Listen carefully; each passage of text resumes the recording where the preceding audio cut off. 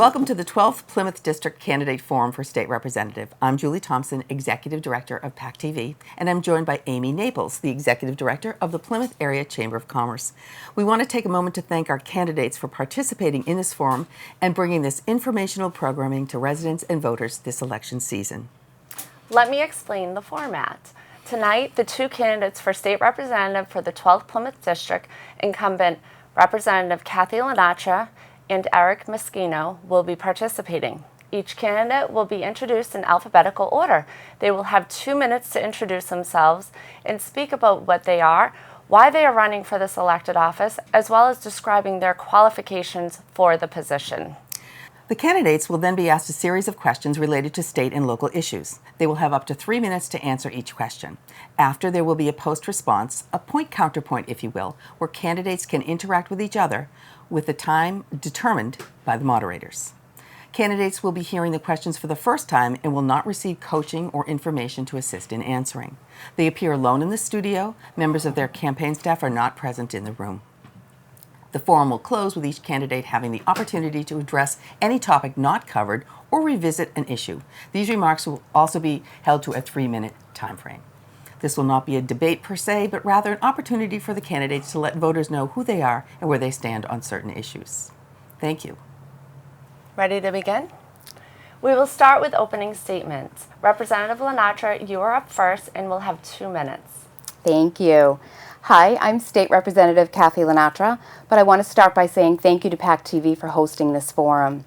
Prior to being first elected to this seat in 2018, I served on the Kingston Board of Selectmen, the Affordable Housing Trust, and the Rec Commission, and I still make time to volunteer at the Council of Aging, as I've done for many years. I've owned a small business for more than half of my life, and I'm now a realtor. My husband Mike is a Kingston police officer, and together we've raised 4 children. It's been a tremendous honor serving you over the past 4 years. Since I took office, we've faced some tough times in our community, especially during the pandemic, but we've overcome them together. I'm especially proud of my work connecting small businesses and individuals in need of resources like the PPP loans, unemployment benefits, mental health services, and more. Over my first 2 terms, I've built strong relationships with colleagues on both sides of the aisle, as well as with so many community leaders and organizations in the district. And as we've recovered together, I'm proud of what we've accomplished on Beacon Hill. After the Supreme Court overturned Roe v. Wade, we passed legislation to protect women's reproductive rights and keep Massachusetts a leader on this issue. We've committed to making the Commonwealth carbon neutral by 2050 to fight climate change. And we've delivered millions in funding for schools, first responders, mental health programs, the business community, and more. My work at the State House on legislation and on bringing funds back to the district is certainly important, but I'm also proud of the constituent service we've provided, or for so many who have sought help from my office. Food insecurity, housing, substance abuse resources. The list goes on, and I'm humbled by the opportunity to make a difference in their lives.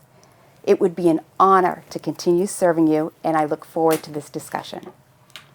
Thank you. Mr. Moschino, you have 2 minutes for your opening statement.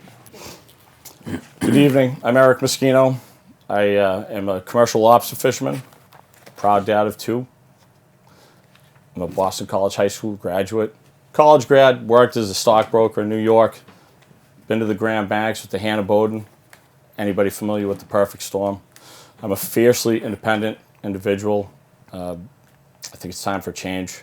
We hear all the time, or I do anyways, people say it's time new ideas and fresh ideas. I think it's time to go back to the ideas, the fundamental ideas that this nation was founded upon. Basic civics, the Constitution. We continue to hear things like DEI and CRT. CRT, in my opinion, is an overt attempt to institutionalize racism. Why would we teach our kids to dislike themselves because they're a certain color or feel like they're a victim because they're something else? Doesn't make any sense. It deserves no place in our schools. DEI is awesome. We're already the most diverse, inclusive, tolerant nation on the planet. And thanks to our Bill of Rights, we're guaranteed equal rights. We already have all this. I think it's time for change. I think Kathy's a wonderful person. Don't think she's the right person for the job. As a citizen legislator, I believe I can do better. I thank you for considering me. Okay, thank you. We're now going to move on to our first question, which involves a couple of the questions on November's ballot. I'm going to ask you about two of these questions separately. You'll have up to 2 minutes to answer each part. First, ballot question number 1 is a proposed amendment to the state constitution and would be an additional tax on income over $1 million. Can you explain the ballot question, why it is or isn't needed, and your position on it? Mr. Moschino, we're going to have you go first. So that's Moschino. Oh, sorry, Moschino. Okay. So the Fair Share Act, and I'm learning about this more every day. We already have a flat tax. So as people make more money, they pay their fair share. It's always the same. Why are we now going to punish people who produce more by taxing them more? Doesn't sound fair to me. If you look at what happened in Hartford, Connecticut, they had to soak the wealthy tax there. It was the insurance capital of the United States. Tax went into effect. Hartford has turned into less than a desirable place to live for a lot of people. I don't like it. There's other reasons. Once this tax gets embedded in our tax code and it becomes part of the budget and we have people exit from the state, we already lost about 50,000 people. And there's more people leaving our state every day. Smart people with a lot of money are going to take their money and they're going to move somewhere else because they don't want to pay an unfair share. I don't like it. I will fight that with everything I have. Okay, same question to Representative Lenatra. Do you need me to repeat the question? Nope. Okay, you Talking have about 3 the Fair minutes. Share Amendment, question 1. So what question 1 does is anybody that makes over $1 million, say you make $1,300,000, that $300,000 is with the 4% tax. So it's 4 cents on each dollar. Why do we need that? Because look at our schools, our infrastructure, our roads. So what that 4% will go to, which equates to $2 billion a year, will go to funding our schools, funding our public colleges, our roads, our bridges, our infrastructure. We have nearly 500 bridges that are structurally deficient in Massachusetts, majorly deficient. I don't know about you, but I have driving children. My daughter just got her license. My mother lives over the bridge. She drives over that bridge to visit her every weekend. Am I nervous every time? You bet I am. You bet I am. Vocational schools. This will go into our vocational schools. As we know, our trades are very low. They need some staffing. All our baby boomers are aging out. We need people in the trades. This will fund our vocational schools. There's a waiting list right now for them to get in. This will help students get in. This will help also technology in our schools. As we know, things progress and we need more technology. Okay, thank you. Ballot question number 4 is eligibility for driver's licenses. Can you explain what the ballot question is, why it is or isn't needed, and your position on it? Rep. Lenatra, you will go first and you have 2 minutes. So question 4 ensures all drivers fulfill the same requirements for training, testing, and insurance. So basically this is a safety bill. I have a husband that's a police officer. When he pulls someone over, I want to know who he's pulling over. He wants to know who he's pulling over. This allows officers to know who is behind the wheel. There's fewer hit and runs with this bill, and standard licenses are only used for driving. Massachusetts is a 2-tiered system, so this is not an immigration bill. This is a safety bill. Mr. Moschino, would you like me to repeat the question? Actually, I would. Okay, no problem. Ballot question number 4 is eligibility for driver's licenses. Can you explain what the ballot question is, why it is or isn't needed, and your position on it? You have 2 minutes. I find it interesting that to end her comment, Kathy mentioned that it had nothing to do with illegal immigrants. In fact, what this does do is give illegal immigrants the ability to get a driver's license. Now, we have a failed federal administration policy on the southern border where we had about 2 million people come across the border so far. This is an enablement to that. I mean, should we just buy needles and hand them out to heroin addicts? Is it needed on the ballot? Absolutely. Because the people of this state have spoken. It's a referendum question. There's been a tremendous amount of signatures gathered. In fact, our state legislative body is completely out of touch with the public on this one, in my opinion, because the two biggest issues are inflation, increased taxes, and illegal immigration. It is represented clearly by Martha's Vineyard. Now, by enabling these people to come here, this is like a draw for them. Do we want these people carrying fentanyl up here? That's where all the fentanyl is coming from, is illegals coming across the southern border. I just think it's a recipe for a disaster. Why make it worse? Why encourage it? Why foster this behavior? And furthermore, I apologize to anybody that works in the RMV. I don't have faith in the fact that you're going to separate out people who are not supposed to be voting. A lot of people are asked when they get their driver's license if they want to be registered to vote. And, our RMV in a couple historical moments have proven their ineptitude to call out people who shouldn't even have driver's licenses. So I think it's a bad idea. I think it was horrible that we had an override of a gubernatorial veto on this. Okay, that's your 2 minutes. Thank you. Do we want to do any counterpoint on this? I just want to clarify that. Want to do a 1 minute? Can I, Go ahead. This was endorsed by 42 chiefs in the Commonwealth, 8 sheriffs, 8 DAs, 8 district attorneys, and the Attorney General. This is not about immigration, people coming into the Commonwealth. We already have people driving that are uninsured and not trained. What this does is make sure that everybody's on the same playing field, everybody is trained, everybody is licensed, and everybody is insured.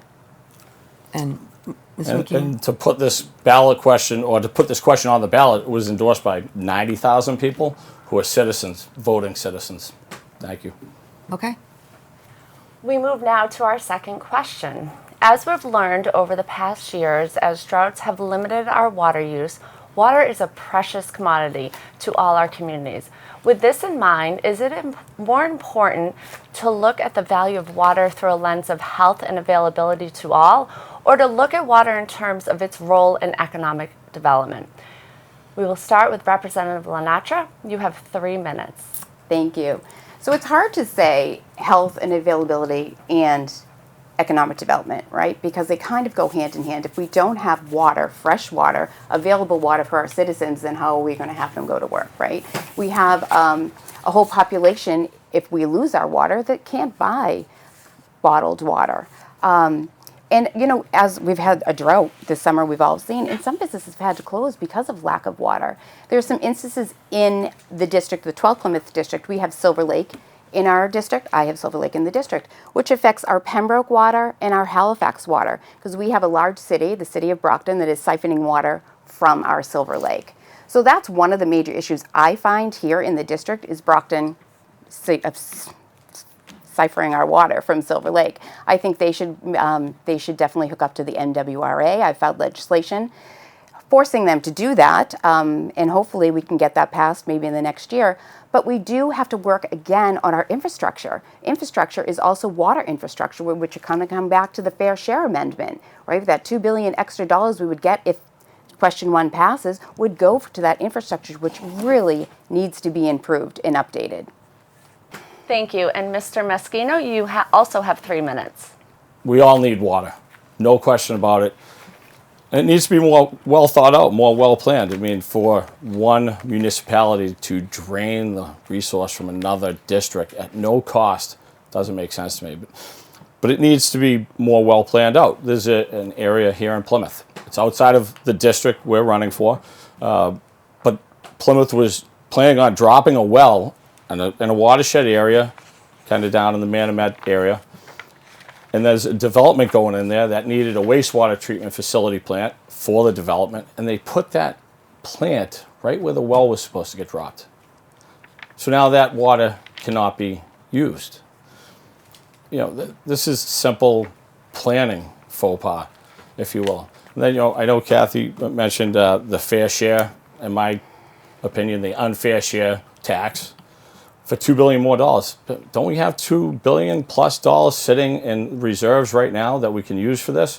Why do we continue to tax people? As a small business owner, as we suffer through inflation and increased taxes And for me, closures in the fisheries, how are we supposed to survive here? We're getting soaked on a daily basis. Like, we need some kind of relief. Perfect example of this, I bought fuel for my boat yesterday, 300 gallons. I'm one small day boat operation, $4.15 a gallon. You all can do the math. That's for 1 week. We don't need any more taxes. It makes it more difficult for small businesses and small business owners to make money. These are the people who are actually driving the economy, creating the economy, providing jobs. They work endlessly. I really do work 60 hours a week. I get up at 3:30 in the morning. I get on my boat by 5:15. I'm usually not home until about 5 o'clock. And that's 6 days a week. And my days off, I'm doing logistics. I'm running around creating economy. When you stop punishing these people who are doing this, they leave. We've had over 50,000 people leave our state already.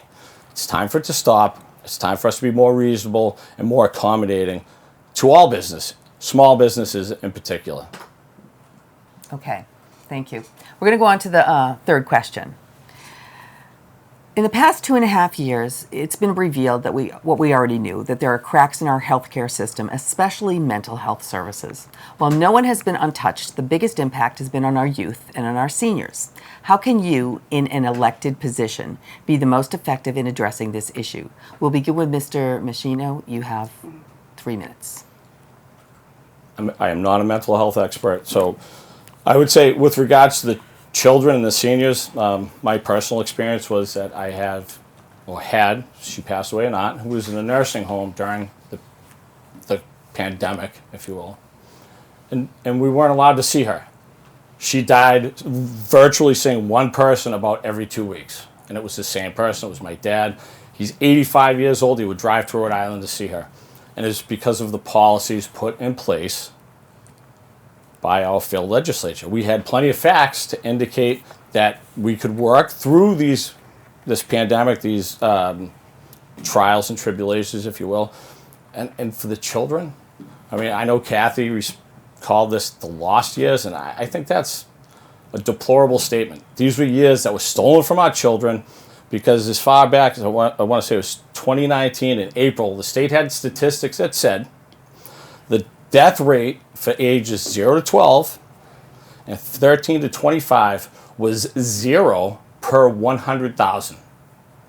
There was no reason for these kids to not be in school at all. They should have been in school. That's how we take care of the mental health of our children. We get them back in school. We keep them active. We don't mask them. We don't ask them to do weird things and demand that they separate from their friends. They can't talk to their friends. Now they can, but we need to make sure this never happens again. When I am the state representative, God forbid something like this ever comes up again, I will fight with everything I have to just go with basic facts. Take care of our people. Thank you. Representative Lenatra, you have 3 minutes. Thank you, Julie.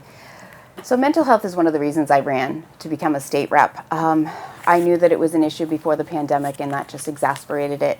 I was fortunate enough, thanks to PAC TV, actually, to run a 6-part series on mental health amid the pandemic.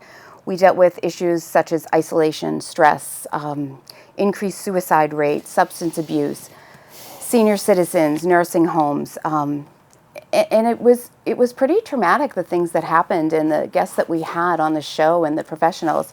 I was also named Legislative of the Year by the Licensed Mental Health Counselors for all the work that I've done in the field of mental health. We did file a mental health bill which passed the House and the Senate and was signed by the governor, and that made some major changes. So these are things that we can do as a legislature. So some of those changes are, we now have a system, it's called 988. So 911 is for a medical emergency. If you're having a mental emergency, you can dial 988 and be connected with a professional.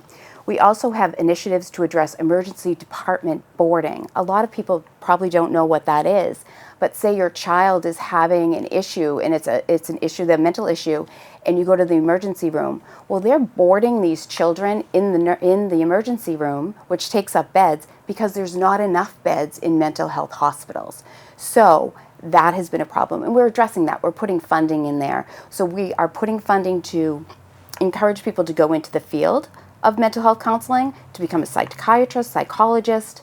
We're putting money into beds to have more beds available for that.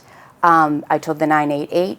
We're also making insurance companies feel the same way and pay the same way they do for a medical emergency or a medical condition. Now they have to pay the same thing for a mental condition. So there's many things the legislature can do and we continue to do. I will continue to monitor everything on this bill and make sure these things get done. As I said, mental health is very important to me, especially to my seniors. As some of you know, I'm the bingo caller in Kingston, now in Plymouth. So I talk to a lot of them. And when they didn't have bingo for those 2 years, it was devastating to them. Sometimes that's the only person they see during the week. Same with, Meals on Wheels. I delivered Meals on Wheels, and sometimes I'm the only person they see for that day, and that's isolation. So this will help our seniors, our younger people, and everyone in between. Okay. May I? Would you like to rebut? Okay, you have a minute. 2 years of that isolation were directly caused by poor legislative decisions in the state.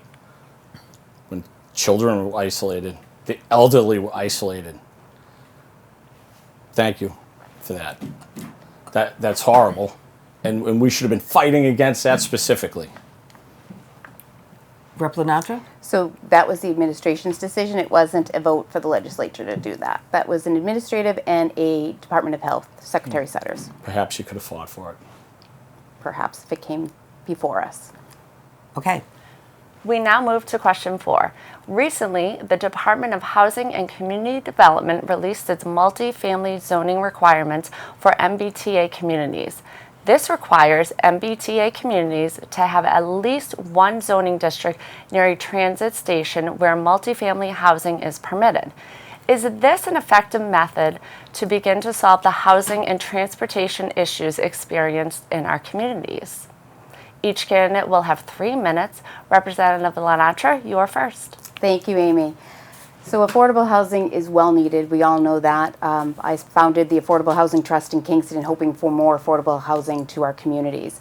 Affordable housing has a stigma to it. People think low-income housing, low-income projects, but really it's for our entry-level police officers, our entry-level firefighters, our teachers. People just starting out, my 28-year-old son who just starting his first job and really wanting to move out of the house, which I would like as well. So this was a great thing with transportation, right? We would build multifamily homes near transportation. In all honesty, it sounds really great, but when you look at the district, the 12th Plymouth district, we have towns that just can't afford or have the water infrastructure. One of them, the little town of Plimpton, who doesn't even have a public water supply. They all have private wells. So one shoe does not fit all in this. I think there's some work to do. I've spoke with all the town administrators in the district, come back with ideas to Secretary Keneally. He's taken those under consideration. He's changed some things, but I'm hoping with the new administration coming out, we can come to a compromise, a little consensus, and get some affordable housing near transportation, which is wonderful, but not the amount that they really are requiring. Thank you. And Mr. Moschino, would you like me to repeat the question? Please. Sure. Recently, the Department of Housing and Community Development released its multifamily zoning requirements for MBTA communities. This requires MBTA communities to have at least one zoning district near a transit station where multifamily housing is permitted. Is this an effective method to begin to solve the housing and transportation issues experienced in our communities? You will have 3 minutes. Would it be effective? I think it would be, because the state government's forcing this upon some of these towns. And like Rep. Lenatra stated clearly, some of these towns simply can't afford this with their infrastructure. Plimpton, Halifax, very small towns. Where are you going to put the housing in Plymouth? By the train station. Where's it going to go? They just built high-end condominiums all throughout Cottage Park. To me, it just feels more like being strong-armed by the state government. I think they're doing a wonderful job in making housing more available by driving everybody out of the state with taxes. That's a start, and that's a sarcastic response, of course, but, let's let the towns decide. what they want and what they need, instead of having the state come in with a heavy hand and dictate to these communities what they're going to do. Can I ask a follow-up on this? So this has already become a law, basically, that this is what the communities have to do this. Well, they changed it. Right? Okay. So we came back. So there were communities, if you were attached, like abutting a community Yep. that had, they changed the ruling on that. Okay. So they don't need as much. But it's come to the, are we not being filmed Yep, right now? Okay. yep. But it's come to the point where I've had communities that want to opt out and close their tea station. Right. Okay. So we don't want that to happen because we do need transportation, obviously. Okay, Plymouth yeah. has closed their train station, and that, we just have all those apartments right there at Harborwalk, and that's why they moved there for that. So affordable housing is a real, real need. I mean, Right. it's a real need. Right. But honestly, those multifamily housing, they don't have to be affordable. That's Which is- not in there. Which is the So problem. that's an issue. I have an issue Yeah. with that. I have an issue with Plimpton is one of them. Plimpton is an abutting town. They don't have the water infrastructure. They don't have the land. But you can opt out. A lot of places don't know. You can opt out of that. You just won't be eligible for certain grants. Okay. Mr. Moschino, do you want to add to that at all? I cannot. Okay. I would love to, but I think It's she summed it up actually, great. the reason I said that is it's a very confusing. It's very confusing. It's very confusing to people who, and it seems to be really, really imperative that people get answers on this because it's putting communities in dire straits in some It is, cases. but we do have, the deadlines are years away. Like, it's like next year and the year after. Yeah. And we do have a new administration coming in. So that's what I say to my town administrators. Let's wait. We'll still, I'm their voice. So I've been very active in speaking to Secretary Keneally at the time. Like, we cannot do this. He's come down, he's seen. But they do have that option to opt out. Okay. All right. All right, we will go on. Each candidate is now going to have the opportunity to ask their opponent a question. We ask that you limit your question to around a minute and that the response is going to be limited to 3. The moderators reserve the right to ask follow-up questions. Mr. Moschino, we're going to start with you. You can ask any question of Rep. Lenatra. My question is, will you commit to continuing on with the money coming back to the citizens from that rainy day fund from the 1986 tax law, even though Mr. Mariano said he wanted to fight that, he wanted to change the rule, and he wanted to keep that money? And we know that you vote with him virtually 100% of the time. It's about 98% of the time. I was going to say, you said 98 last time. I know. Will you commit to that, to fight for that? So what I understand, you're talking about 62F, right? So you're talking about 62F, which was put in 1986. If we have over a certain amount of revenue, that should go back to the taxpayers. Do I agree with that? I absolutely do agree with that. Have I heard anything different? I have not. So I don't know where you're getting that information. But as far as I know, there will be checks in everybody's mailbox in November. And so you're saying you don't agree with that, or you do? I think the money it's our money. They should give it back to the citizens. Okay. I agree with it 100%. And that appears to be what is going to happen, correct? Correct. Yes. Okay. So far. Okay. Well, we shall see, right? If We the shall checks see. end up in the Yes, we right, have in the mailboxes. 2 months to wait. Yeah. But okay. I'm waiting anxiously like everyone else. Okay. All right. Representative Lenatra, you may ask any question you want of Mr. Moschino. You have 1 minute to ask the question. Okay, let me think. Gosh, there's so many. But one is, you mentioned on WATD, and you mentioned again here that you already work 60 plus hours a week. On weekends, you do logistics. I know that in my job, this job as state rep, which I love, I work 60 plus hours a week doing this. And I'm also a realtor. So I am confused how you think you're going to juggle all this. As I know, constituents need someone there during the day. They need someone there at night and weekends to answer their questions. Meeting times are daunting. They're at night, they're in the morning, they're all different times. So I'm confused on how you think you can juggle your day job along with the job of a state representative. You have So this is going to be a learning curve for me, by all means. And I'm not undertaking this challenge with any regards to financial compensation, but based on the fact that state reps make $70,000 a year plus a stipend of about $17,000 for travel, which during the 2 years the State House was closed, they actually still got the stipend, even though they weren't going there. I can pare back on my business and work that a little bit more sparingly. To me, my business is like an outlet for me. I'm on the ocean, kind of a one with the sea type of thing. It's very tangible, but I need to keep my permit active, so I'll go and do it at a much limited basis. And the little bit of money that I would get paid for this will make up the difference. Thank you. Candidates, we are now going to give you 3 minutes for closing remarks. Feel free to speak directly to the camera and address your voters and constituents. Representative Lenatra, you are first. Thank you, Amy. And thank you to PAC TV for the opportunity to have this conversation. And thank you to all who tuned in to listen. As I've said today, I'm proud of my record and my results as a state representative. We've been through some tough times, but I know we're moving forward stronger than ever. With new attacks on our rights and uneven economic recovery, more frequent extreme weather events, and more, this election is consequential. I hope I can count on your support as I build on my record of delivering real funding and benefits for our communities, fighting for future generations, and advocating for a fair economy for everyone. Before stepping into this role, I spent years in public service for my community, and I understand that people expect results.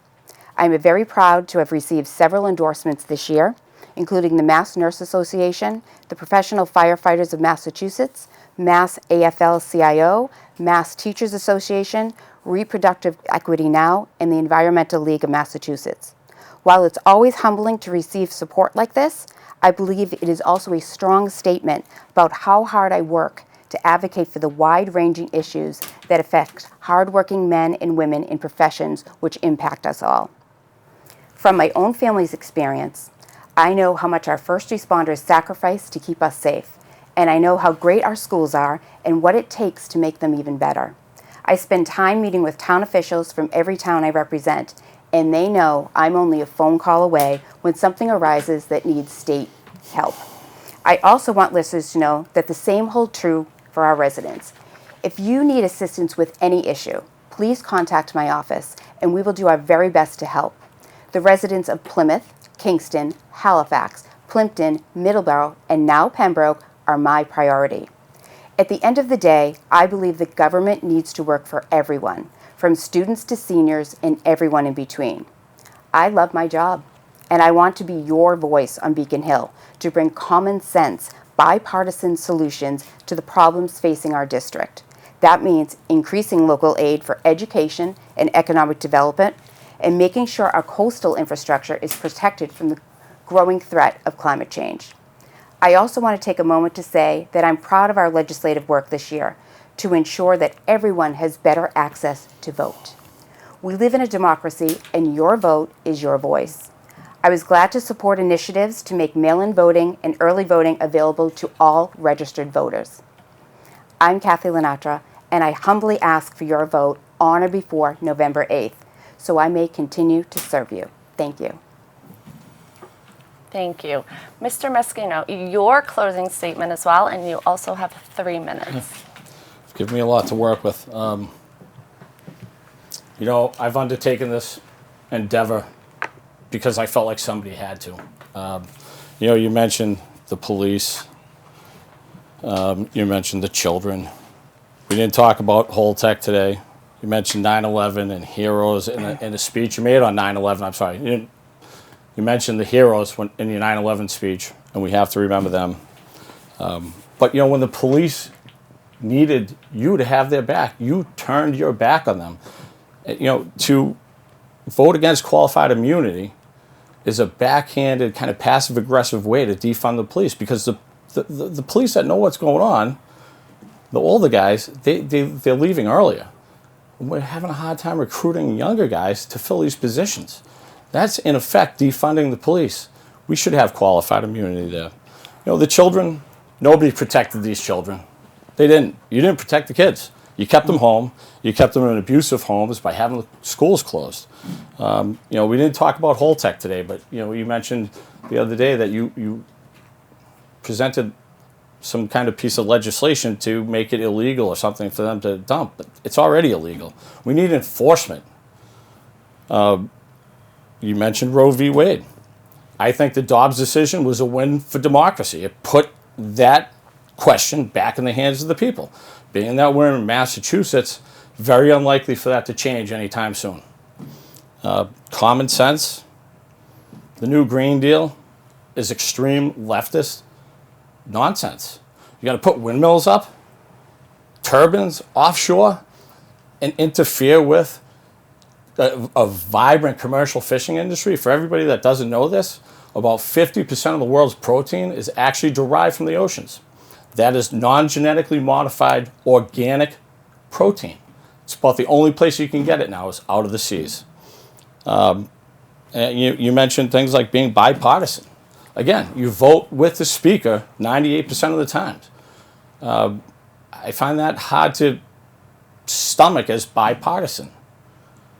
You represent him more than you represent us. You mentioned that you make office hours, this was last week, I think you said once a month. I was hoping that was a mistake. But you talk to one of the biggest influence peddlers weekly, and then you vote with Ron Mariano almost every time. I think you're a wonderful person. I think you mean well. I don't think you're the right person for the job. I will be a citizen legislator.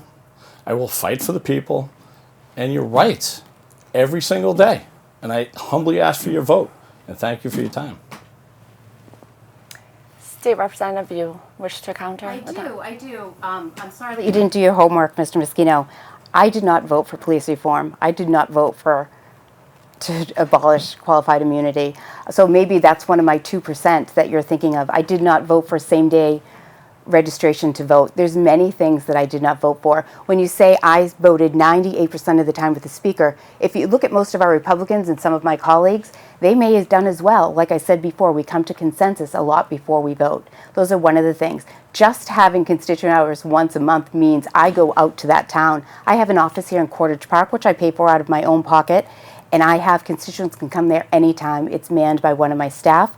I'm there as well. My phone is always on. My email is always there. So I have access 100 times, 100%. Would you like another minute? We all have email. But who do you make time for? Influence peddlers? That's a call you said you have once a week. There's a specific call. Ron Mariano, 98% of the time. The people of our entire state put a referendum question on the ballot. Don't want illegal aliens to have driver's licenses. But you voted twice for that, once to override a gubernatorial veto. I think that's out of touch. Thank you both for participating in this forum. We wish you both the best of luck throughout your campaign and in the election. And for our viewers, thank you for joining us. If you want to watch this forum again, please visit pactv.org/elections for replay times on PacTV's channels and on YouTube. And please make your choices heard by voting in the general election on Tuesday, November 8th. Thank you and good day.